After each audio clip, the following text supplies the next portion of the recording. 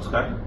દેશના યશસ્વી લાડીલા અને સર્વાધિક લોકપ્રિય વડાપ્રધાન આદરણીય નરેન્દ્રભાઈ મોદી સાહેબ દ્વારા દેશની જનતાને અને સમગ્ર સરકારી તંત્રને પણ અપીલ કરી છે અને ખાસ કરીને ઈંધણ બચાવીને ગ્રીન એનર્જીનો વ્યાપ વધારવા માટે થઈને પ્રયાસી રહ્યા છે. ત્યારે માનનીય ભૂપેન્દ્રભાઈ પટેલના નેતૃત્વમાં ચાલતી ભારતીય જનતા પાર્ટીની ગુજરાત સરકારે મને કૃષિ અને ખેડૂત કલ્યાણ, સહકાર, પશુપાલન, ગોસંવર્ધન અને મત્સ્યોદ્યોગની જવાબદારી આપી છે. ત્યારે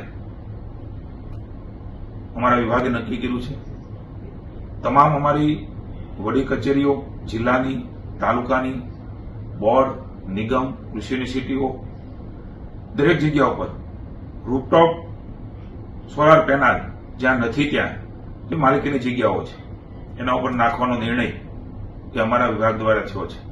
સહકારી સંસ્થાઓમાં પણ આ પ્રકારના પ્રયાસ દ્વારા તમામ સહકારી સંસ્થાઓમાં પણ રૂફટોપ સોલાર પેનલ નખાય એના માટેના પ્રયાસો અમારા વિભાગ સંપૂર્ણપણે કરવાના છે.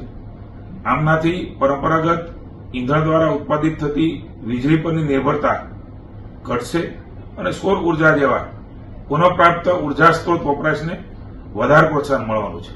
કૃષિ વિભાગની આ પહેલથી સરકારી કચેરીઓના વીજ બિલમાં મોટો ઘટાડો થવાનો છે.